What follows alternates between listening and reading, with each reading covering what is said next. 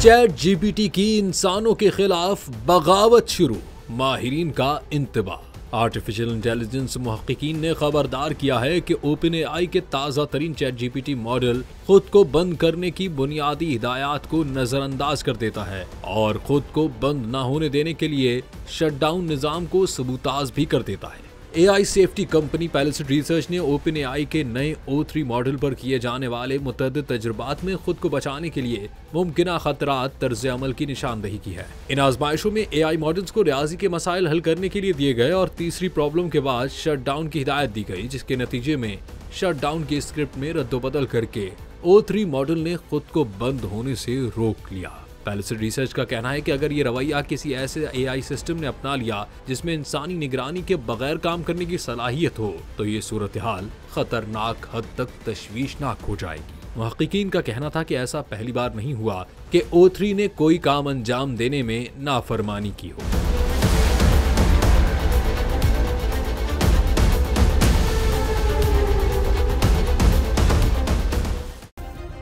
Subscribe करें और bell दबाएं ताकि कोई खबर रह न जाए।